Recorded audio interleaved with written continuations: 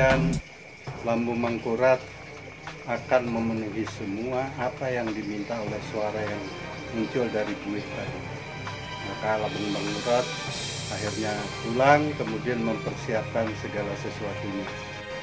Nah, di dalam pembuatan Mahligai Tuntung Sahari, Lambu Mangkurat memerintahkan ada 4 patih, yaitu 1 Geruntung Waluh, Geruntung Manau, kemudian Panimbasagara dan Pambalapati. Panimbasagara adalah seorang yang bertubuh sangat besar, seperti raksasa.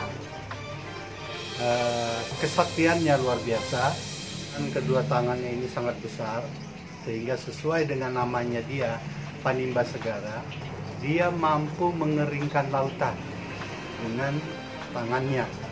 Jadi tangannya itu saking besarnya, lalu kalau air lautan itu ditimba, maka air lautan bisa berkurang banyak dan bisa menjadi kering. Kemudian kalau dia berdiri juga sangat tinggi, kalau dia melangkah saja, 1 bukit terlampaui. Kemudian kalau dia juga berdiri di lautan, kakinya cuma sedikit tenggelam. Panimbasagara ini sangat suka dengan warna kuning, sehingga dia selalu berbaju kuning. Dan dia juga mempunyai keris sakti. Kerisnya namanya naga runting. Artinya suaranya juga sangat nyaring dan terdengar kemana-mana. Tokoh berikutnya adalah Pambalah Batung.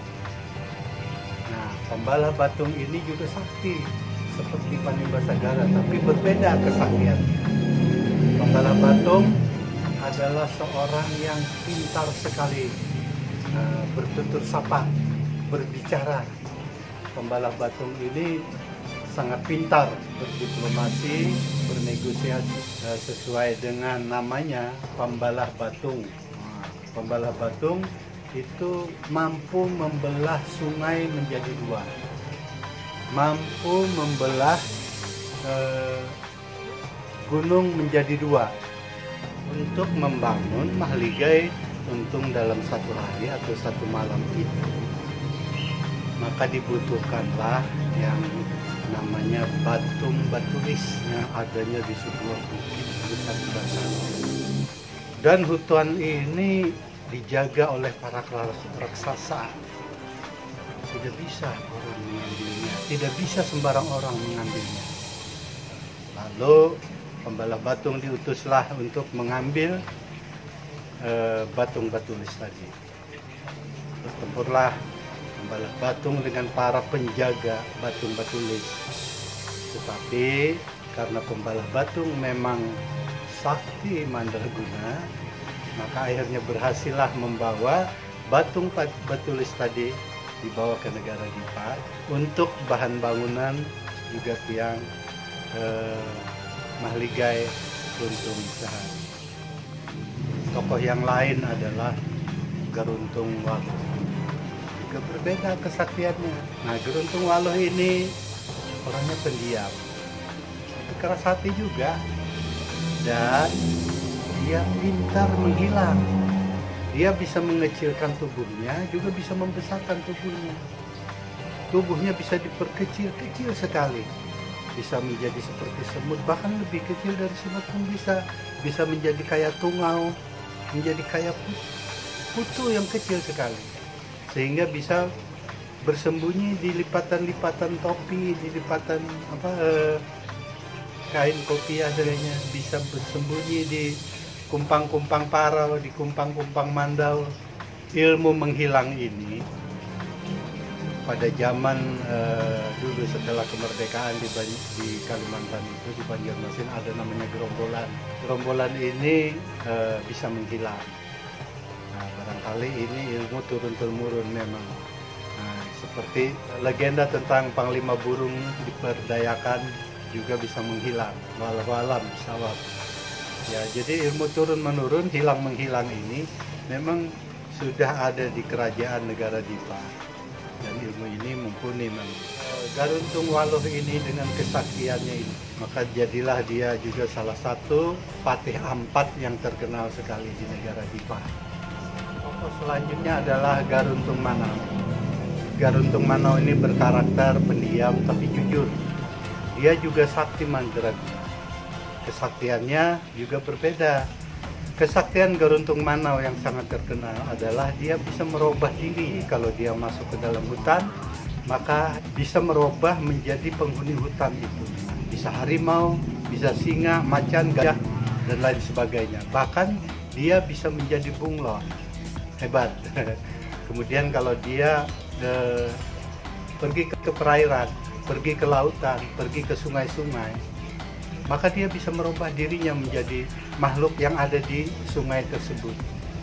Bisa menjadi ikan, bisa menjadi kura-kura, bisa menjadi macam-macam, sesuai dengan yang ada di perairan tersebut.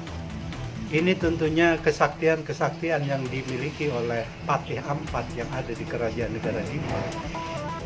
Nah, makanya Mahliga Tuntung sehari itu, Mahliga Tuntung satu malam itu dikerjakan dengan serius untuk menyambut Putri Junjung Buih ke negara Dipa, sehingga Mahligai ini menjadi sangat indah. Junjung Buih akan hadir dan langsung duduk di Mahligai tersebut menjadi raja di kerajaan negara Dipa. Kemudian Lamu Mangkurat juga memanggil 41 dayang yang terpilih, yang memang terampil dan cantik-cantik jelita, semuanya perawat. Maka mulailah dayang-dayang ini menenun, dan menenunnya juga harus dengan cepat. Nah, setelah semuanya siap, kemudian kembali Lamu Mangkurat melakukan lampahan, kembali bertapa, kembali bersemedi. Maka muncullah seorang wanita yang cantik jelita dari buih-buih yang bertebaran di sungai itu.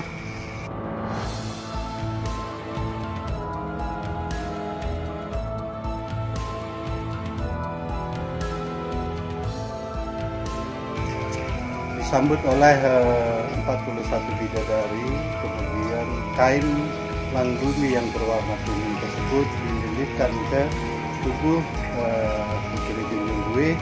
Kemudian dibawalah ke negara Dipa, dan di sana sudah siap mahliga yang dikerjakan selesai dalam satu hari.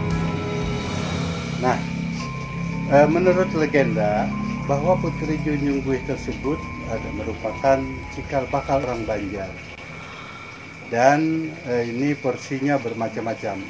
Ada porsi yang dari Dayak, juga ada porsi lain.